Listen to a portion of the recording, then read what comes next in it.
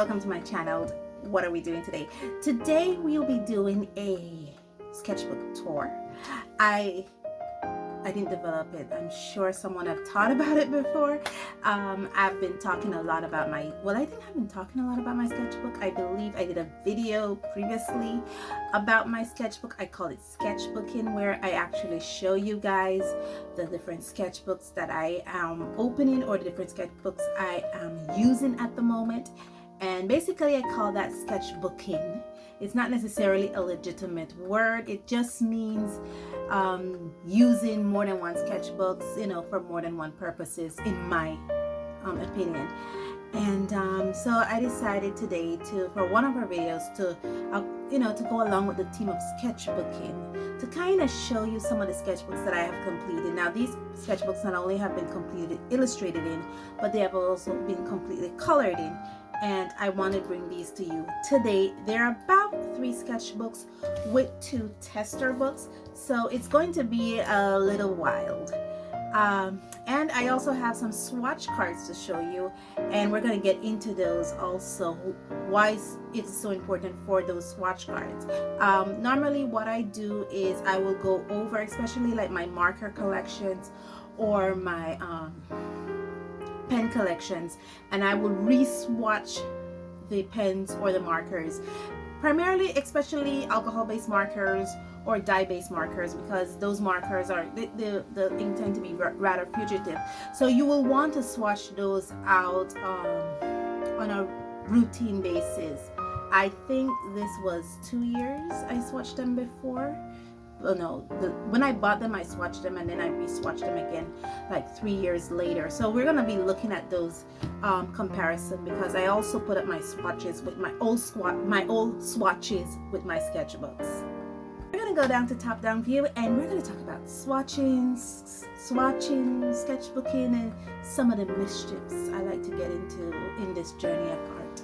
So let's go to top down. So I have my sketchbooks here all to the side, and we're going to be looking through these 3 sketchbooks here. These are the 3 sketchbooks that we'll be looking through, and then these are the 2 tester books. As you can see, they're a bit different than the sketchbooks. The tester books, what I like to do when I do tester books is I don't make them as intricate as a sketchbook. So the sketchbooks, they're all hand sewed by me, of course. I bind them, hand bind them, sew them. And the tester books like these, especially, I think this is a sketchbook, but it's also a tester book. I will either use staples or just wire binding for them, just something that is quick and easy. I can do this within less than 30 minutes making these books. So whereas these will take a couple hours to make, these will take maybe less than 30 minutes to do, and I have a sketchbook all ready to go. Now we'll be looking first at these 2, and then we'll go through the tester books. I even have tester books here because they're just testing papers. Yes, guys, I love to draw. This, I believe, was my 3rd sketchbook I made. This was made with the pecan watercolor paper. I believe this paper is 90 pounds. Is it 90 pounds or 90 GSM? Yes, it's 90 pounds. It's made from Woolpack. This is pecan. This paper is actually sold right here in the country of Belize. I believe it was sold. I haven't seen it for almost 6 months now. 6 to 9 months now I haven't seen this paper around my country. What I learned is learning to work with this paper. Now this paper, I believe I would have talked about it. It absorbs ink quickly. I mean, you put the it absorbs water quickly. So as soon as you put the watercolor paint down on this paper, you will see that the ink is absorbed. As you can see, I'm not really talking about some of these illustrations. I'm just kind of giving you my ideas of what's going on and flipping the pages through. These were some stuff that mostly for this type of paper, I like to work with colored pencils or watercolor crayons or the Neo Color 2s. I believe this one is watercolor. Is this watercolor crayons or watercolor paste? I have this thing like the Marabou Art mixed media crayons. These are actually the King Art variation, the King Art multimedia gel pens. So I use that here for this. pen for my little lizard head. This is one of my attempts when I drew. This was my first attempt at doing my original character, August, and this was the original way the Zepods used to look. But now they're a bit different. They're a little more pudgier, a little more cuter. And here we're just again testing out watercolor pencils. And like for this type of paper, watercolor pencils, watercolor crayons work best. This was a prompt that I did. And then I started experimenting with this paper using different kind of treatments such as gesso or the Daniel Smith watercolor ground and see the effects. And I found with this paper, it actually takes those preparation quite nicely. So if you have any form of gesso, watercolor grounds, or even if you make your own DIY watercolor grounds, you can use it on this paper beautifully. I believe this was an acrylic piece because this is acrylic right here. So yeah, but I believe this paper was also pre-primed. That was the same treatment I did in a previous sketchbook that I showed. Some of these you would have already seen. I love to test out different color combinations in my sketchbook, so you'll see me do limited color challenges, trying to test out what color works together. Some of these colors, like this color here, is a limited color challenge. I don't know. I just decided and I just looked at it and I said, oh, this will be a great color. I love this piece because it was actually testing out the Crayola 1953 watercolor set. Love that for it. This was using the Van Gogh. This was one of the first times I used the Van Gogh watercolor paints. This was using the Derwent Aquatone. I believe this also here was using the Derwent Aquatone. Now these are what you call the woodless colored pencil, more like watercolor crayons to be honest, but they call themselves woodless pencils. They're the Derwent Aquatone. I was fortunate enough to get my hands on a few colors, and so these are no longer sold. They're no longer manufactured by Derwent, but you can still find a couple vendors who are willing to sell you some on eBay, which I found some. This was the Posca paint markers and Zaire. Because these papers, I started to prime them with the watercolor gesso. This was one of the few fan arts I did from one of my favorite movies, The Cat's Return. Yeah, I love that movie. And one Easter special I did. I'm just rarely flipping through this quickly because we have a few sketchbooks to go through. And this was just one that I used with the acrylic paint markers. Now this sketchbook.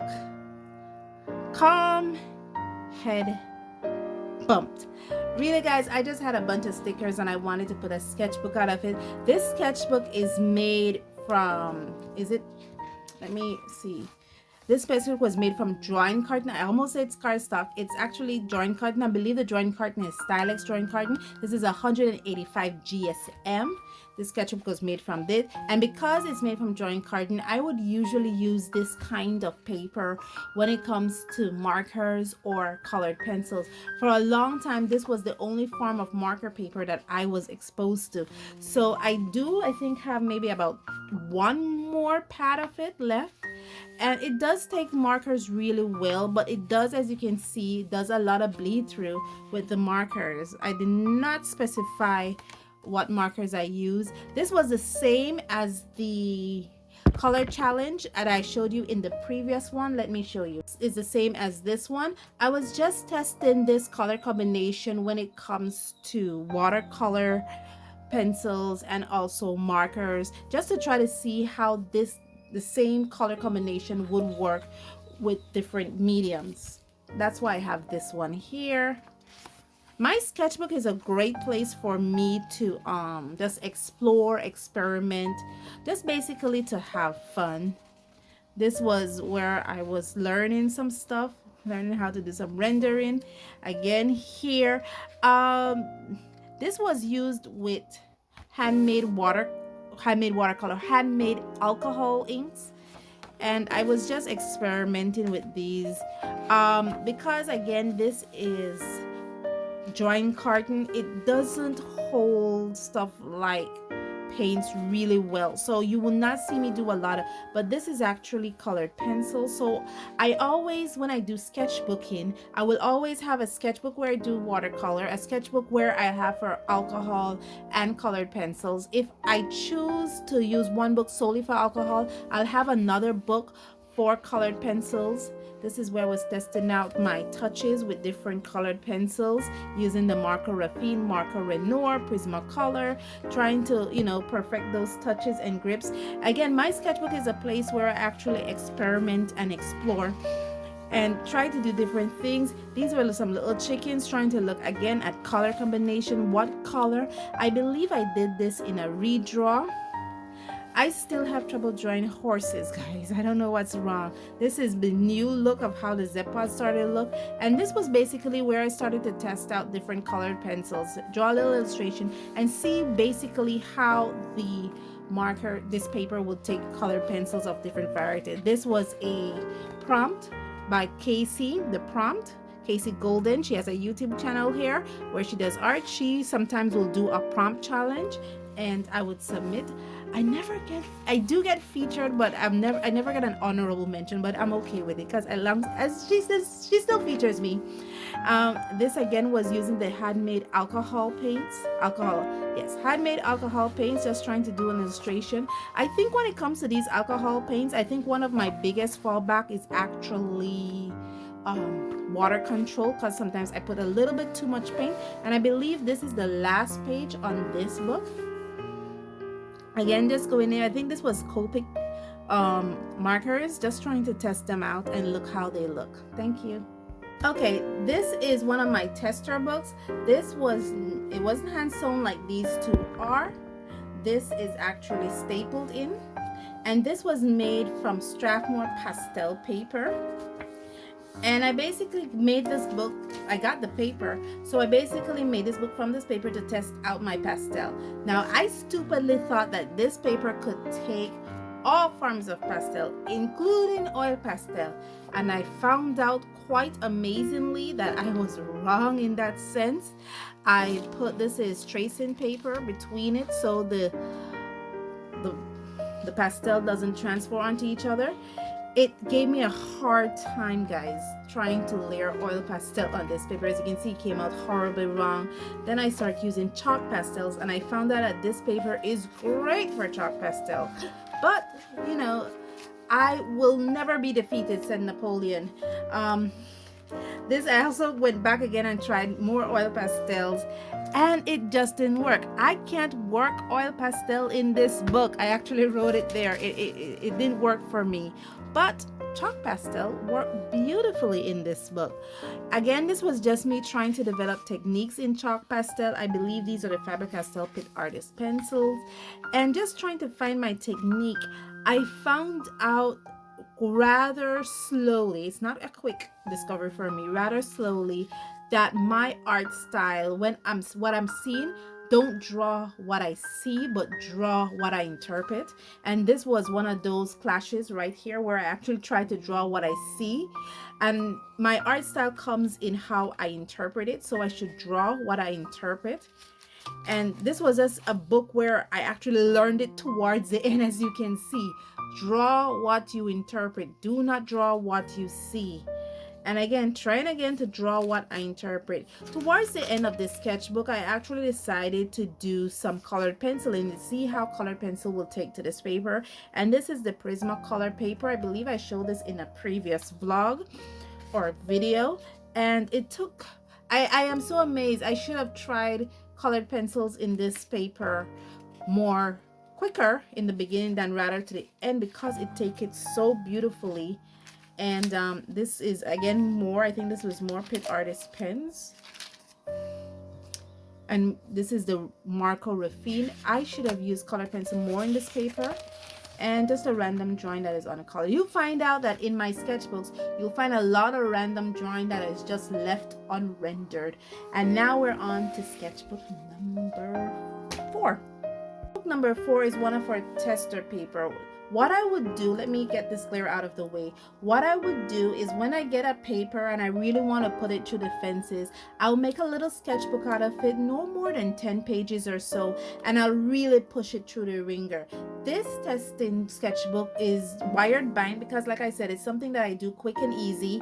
I don't want to spend a lot of time making a tester book just to try to test out the paper in it. I'll either use staples like I will do for this little one here, or I'll use wire binding.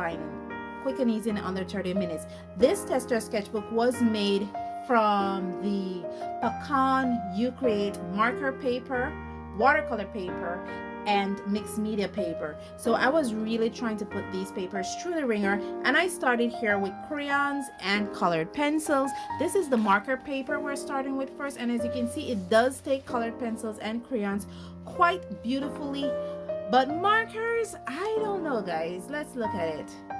Yeah, and it does say bleed resist, and no, it doesn't bleed resist. That was my biggest discovery. And again, but it doesn't take other color pencils, my cheaper color pencils that I love working with so fairly. It takes the good ones like the Prismacolors and probably the Polychromos, but when it comes to the cheaper stuff that I like to work with, it doesn't take it that well. I don't like the streakiness in this. I believe this is the Faber-Castell Pitt Artist Pen, brush pen, and this is the Sargent Art markers. These are water markers with brush pens. These are actually pens. This is just gel pen ink I was trying to do. Just drawing an illustration and try rendering it with gel pen to see how this marker paper would have taken. And also we're continuing more marker paper. This is graphite illustration, just a random pen illustration. And then we went into the mixed media portion of this book, and this is the, I think this is the Faber-Castell Albert Dürer watercolor markers. How did it take it? It doesn't move the pigment as best as it could. I mean, it really absorbed. This paper absorbs a lot. This is actually oil paint. This is actually oil paint I tried in here, and it was just some cheap oil paint that I found at one of my local grocery stores here in the country of Belize, and it looks more like cheap watercolors, to be honest. And I was just testing out alcohol, acrylic paint. Here, this is Spectrum UR markers. I was testing out pointer markers. These are just some of the stuff that I was testing out. My sketchbooks are a great place for me to test out. I test out some colored pencils here, watercolor pencils here, watercolor crayons, sorry. This is the Prismacolor pencils.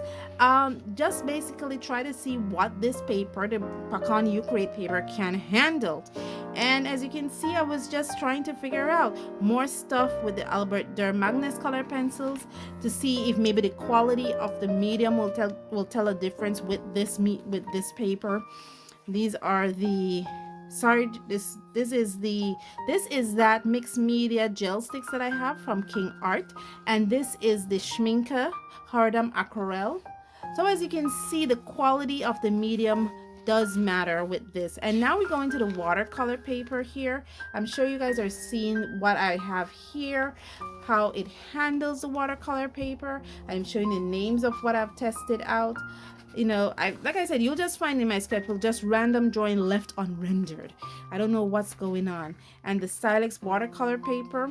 This is actually Stylex watercolor paper down here, and the Derwent watercolor pencils, and also the Karen brush pour markers. It seemed to handle it well, especially if you do a quick illustration. As soon as you put down the pen and ink, you push color through and you do a quick illustration. This seems to handle working with water-based markers beautifully. Last sketchbook we have here is actually from just testing marker papers. This has in the Pecan Ucreate marker papers. I believe this having some of that drawing carton that I used in the previous sketchbook, and again just putting it through the ringer with different markers. you have seen me use this is the Stylex drawing carton, the 90 GSM, 190 GSM, using it with markers, using it with water-based markers to see if it makes a difference. There's actually a page left in here. I should put something there.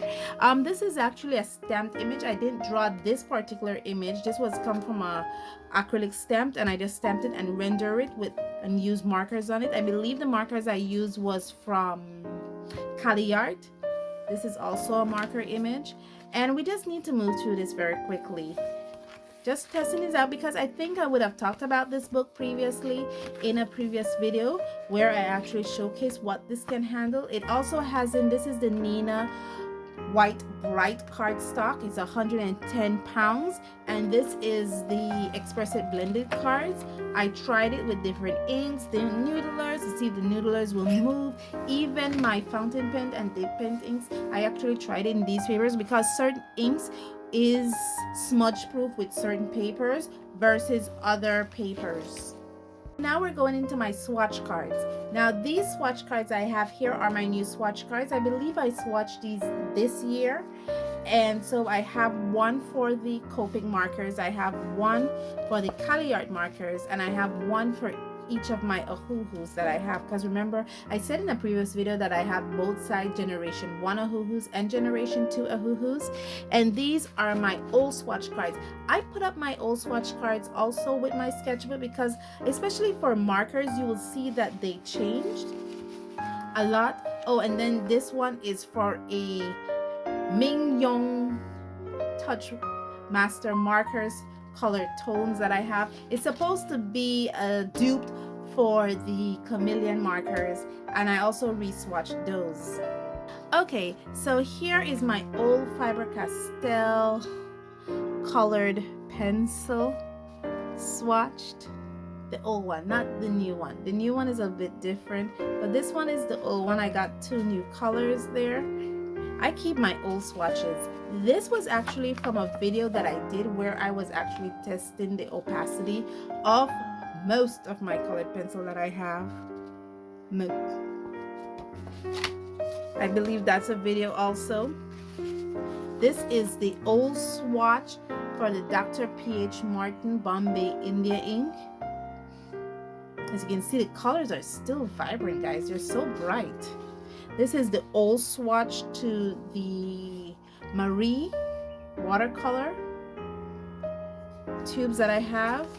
This was a testing that I was doing with colored pencils. I put it on this paper here. I don't remember exactly what paper this was, but this was where I was testing out my colored pencils, testing out, you know, how they burnished with the burnisher, a blender, color mixing, using white, the layers. I also think I have no, I don't have it here. I didn't use the odorless mineral spirits. I was just testing. So you will find that I do things like these a lot. This is the old swatch for the Jackson Art half pans. I believe this one has Aureline color. This is an old swatch for the Milan Big Lead. I would keep these like these and revert to this and see if it's changed. This one is the Yingming Blue. Beautiful, the Yingming Blue swatches. So I have this also just in case I want to do comparison for the Yingming Blue. And now we're going into the markers. Okay, so these are the both of the same markers, just that one has been, this one in my left hand here has been swatched recently versus this one was swatched when I first got the markers. Let me give you some light. A dark cloud is just passing ahead. So have you guys seen any differences? I would say that my swatching ability have improved greatly since I first got these markers. I believe I got these markers in 2019, early 2019. The markers are still vibrant. A lot of the colors are still juicy. Okay, so this is the Ohuhu Generation 1 or the first Ohuhu markers that came out. This was the first swatch that I got. I think this is the second time I swatched this out, because I got these markers in 2018, and by 2019 thereabout, a lot of the colors that were in these markers started to go dry. And Ohuhu was gracious. I will say Ohuhu was gracious enough when I contacted them and told them that within 6 months of me owning the markers, and I showed them a receipt and I showed them my swatch, that the markers started to go dry. They were gracious enough to send me a second pack. It just so happens that when they sent the second pack, it was their, at the time, their new ones, their generation 2. So this is how the markers are now looking. As you can see, a lot of the colors are now dry. Some, at least you would say, you know, a good 80 to 90% of them were vibrant here. Now it's more like 50%. You know, a lot of the colors are now dry. So I'm putting this away. Okay, this one is the newer Ohuhu version. This is Ohuhu Generation 2. As you can see, this one is so vibrant. All the colors are still juicy. This was recently swatched out a couple months ago. This one was swatched out in 2019. Look at those colors, still the same, still vibrancy. So those markers are really, really good. Okay, so this swatch here belongs to the Cali art. As you can see, these markers were bought in 2019, as you can see, and recently swatched out. The colors are still vibrant, they're still juicy. This is, no, this is not the color, this is the color, sorry. This is also the color art, and as you can see, it still says the same. I mean, of course you will see some differences in the shading and tone and the colors, because come on guys, it's been 2019, this was swatched out. But as you can see, you don't see a lot of changes in the colors and how they look. But keep in mind, this was not kept in open sunlight. This was actually kept in the packaging, and after I took it out, I just put it again in another dark place. So, you know, there's not a lot of color shifting in this. So the color stays bright, and this was from 2019. Finally, we're looking at old swatches of the Copics. These are my Copic markers. I had 2 that went dry. I believe my RV10 went dry, my N8 went dry, neutral 8, and I think my neutral 2 went dry also. So I had to buy refills for those 2. And when those 2 went dry, I bought the refills, and now they're no longer dry, so it's good.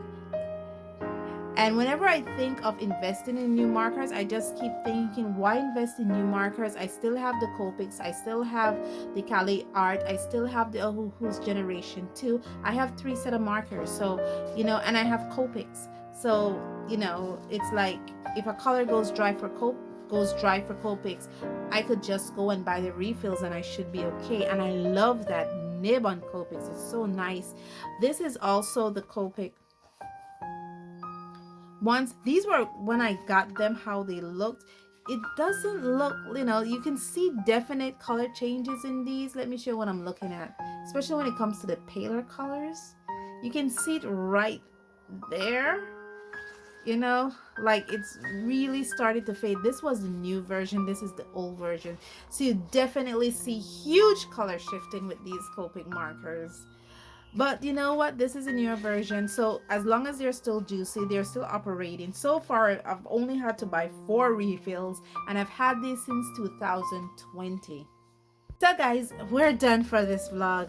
Gosh, sorry for the long video, but it was a sketchbook tour and a color swatching tour. So what do you wanted me to do? It was a long thing, just discussing all those things. As you can see, my process actually started in 2018, and I have come a long way since then. I'm sure I would have shown you some of my redraws.